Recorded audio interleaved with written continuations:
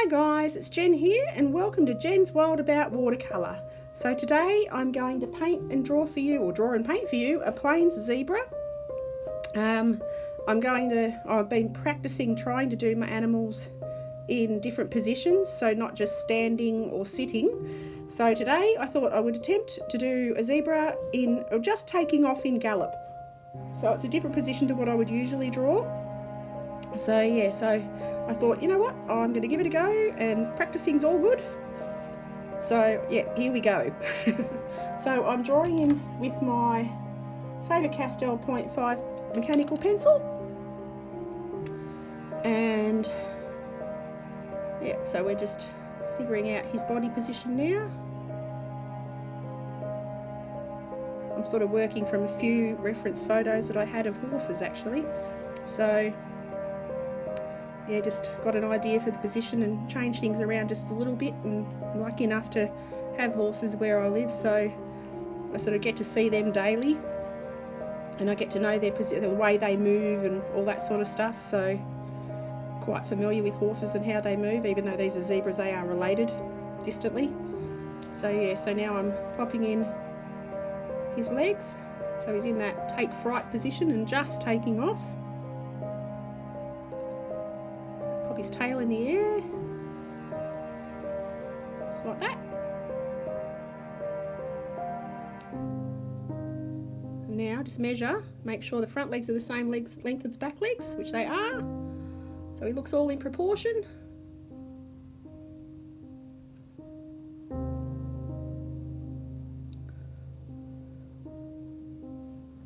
Now I'm drawing in his muzzle and some details. Start to put his stripes in, and I'm just going to make up the stripes as I go along. I'm just following the contours of his body as his muscles would be and his face shape and body shape would be, so I'm just making them up as I go along. Just sticking stripes everywhere pretty much.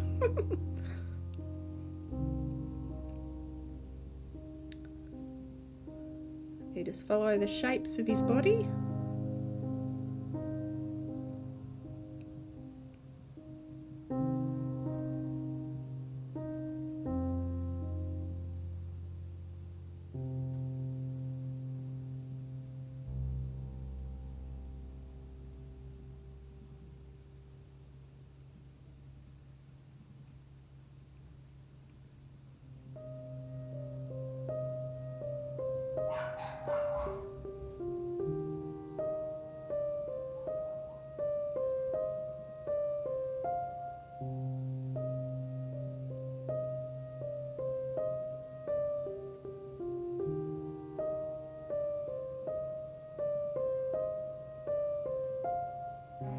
Still following the shape of his body. You can see that he'd have a round belly.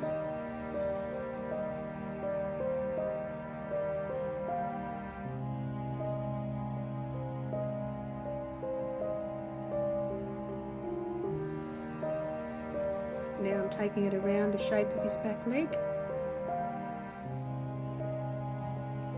Following it down his legs. Then the other side, and the stripes don't go quite all the way around, but little stripes on his tail. Finish off his feet. It turned out pretty good. So now I'm going to go in with my size 2 black velvet, and then I'm just going to do something different today. I'm going to go in, I usually go in with like a yellow ochre and build it up, but today I'm going to try and go in with my Payne's Grey. So yeah, thought I'd give that a go. And because it dries quite light, so I can go back in later and add browns over the top and warm it up a bit, because grey is quite a cool colour. And because he's an animal, he does need a bit of warmth. So yeah, so I'm going in Payne's Grey first, and I'll fill in all these lines.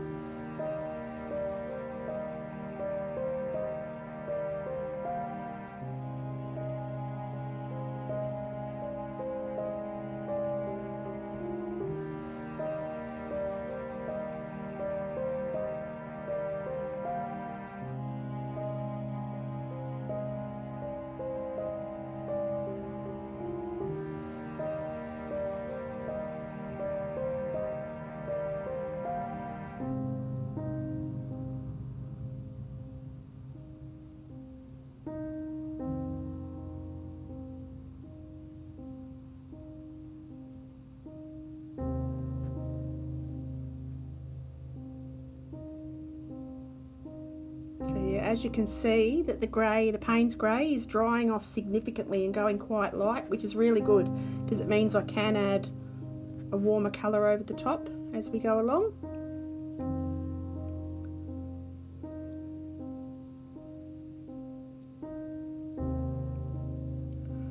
So getting close to doing all these stripes, just a few more to go.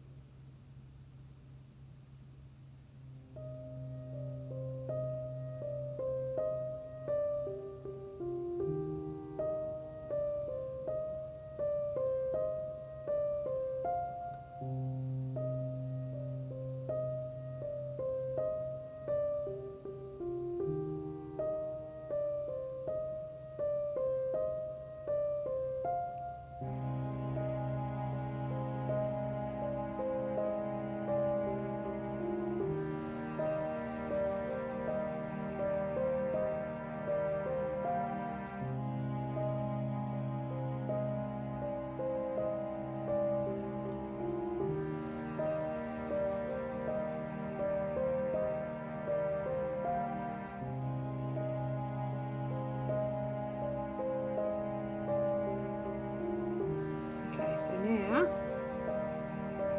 I go back in to his eye, leaving the white for his eye, or his pupil, the reflection on his pupil rather. And then I go back in again and darken things up a little bit more because it's dried off quite light. So go back in and darken off his darkest bits.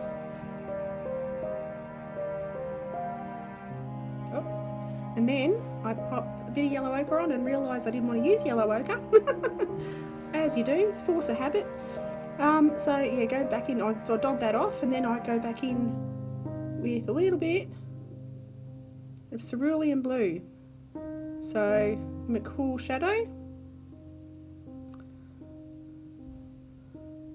Got to be a bit careful not to get it on that yellow ochre because it'll go green. We don't want a green zebra. So yeah, so I go back around and pop blue, light or cerulean blue wherever there's shadow.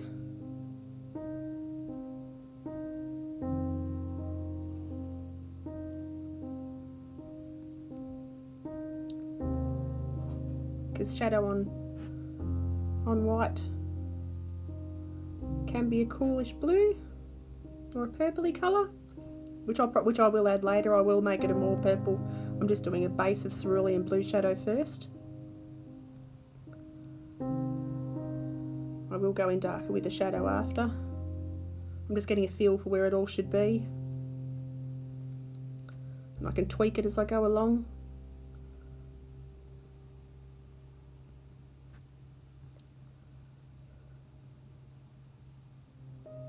So everywhere that'll be in shadow, I'll put a touch of blue.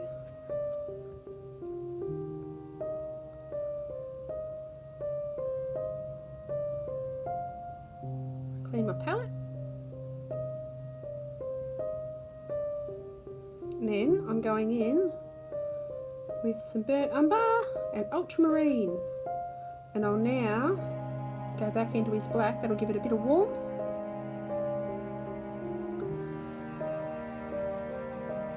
Adds a bit more brown into it, and then I take that back over all these stripes, not completely over all of them, leaving some lighter spots and just darkening up underneath, so that none of the stripes are an even colour all the way around. They're a bit patchy, and yeah, some bits are lighter, some bits are darker. It all adds to the natural effect.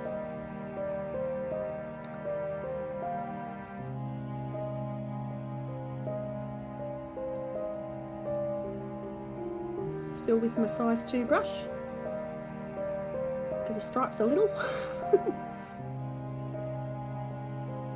Yeah, I found myself getting close to the end of my brush and holding it a bit like a pencil, and I kept having to correct myself and say, no, move up to the end of the brush, move your hand back, get off the edge of the brush. So yeah, I sort of ended up trying to hold it like a pencil like I'm doing now, and then I think, no, move your hand back a fraction.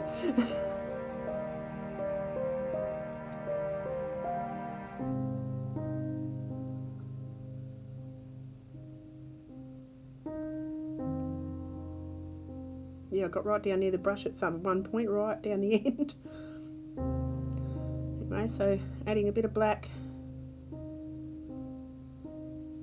Sorry, not black. A bit of burnt umber and ultramarine on top of those. And you can see that it's added a deeper colour underneath any shadowy areas. Going a slightly thicker mix. The same mix, so the same colour, so burnt umber and ultramarine, just a slightly thicker mix. Oh, now I've made up purple with ultramarine blue and a bit of alizarin crimson, just to make a bluey purple, just to deepen the shadows underneath him.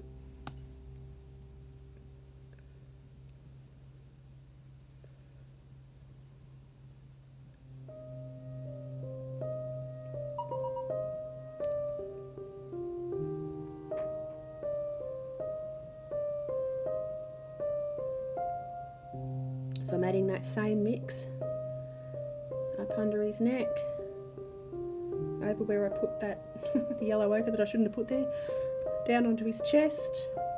Yeah, anywhere there's shadow, just double checking that he's all still in proportion and looking right. Bit under his tail.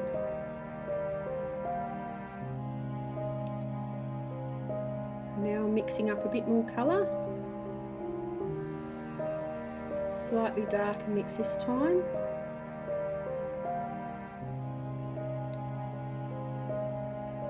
A bit more of a purpley mix, so I've gone a bit of ultramarine and yeah, a bit of alizarin crimson, thicker mix, bit more blue in it, so it's a bit more darker shadow.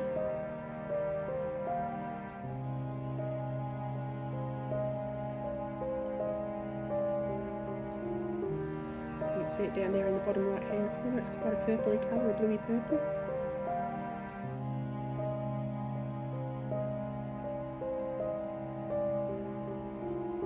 Around the edge of his mane, a bit of shadow there, down the front of his forelock, darken up the inner of his ear. Everywhere that I've done his shadow on his little face, I'll darken that right up.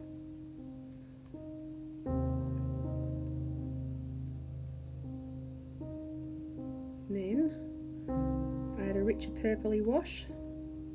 Oops, got it a bit dry there, got to wet it. And I can move it around with a damp brush. So it's still the ultramarine and alizarin crimson, but just a slightly different consistency. And as you can see, it's really giving depth to the shadows on him. And I've left all the white on top of him, it's paper white, so it's just the paper colour.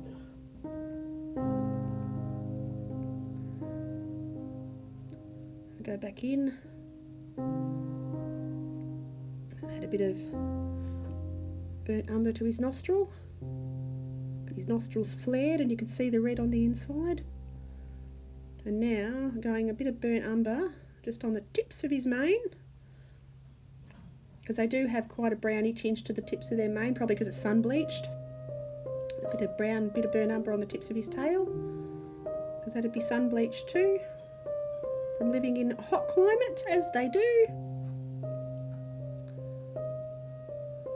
Now, just about finished him, so I'll pop the ground in, just with a greyy mix, a purpley grey mix, which again is burnt umber, and this time I use cobalt blue just to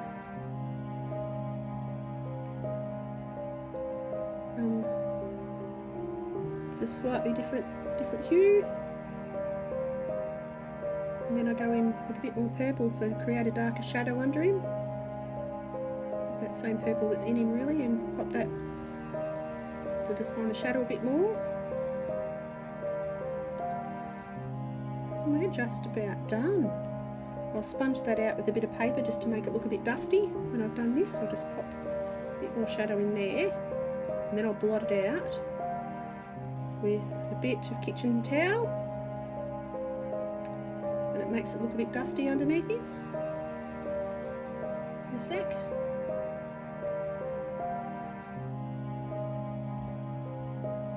Reaching for the kitchen towel, and away I go. I think it's turned out pretty good. Just having a look at him and making sure he looks alright. All good. Excellent. Okay. That's just about done. Pop my signature on and we're there. Anyway, click like and subscribe, and I'd love to have you guys follow along in future videos. So if you click on the bell icon, that'd be awesome. Anyway, thanks for watching this video, and I look forward to seeing you next time. Thanks again. Bye.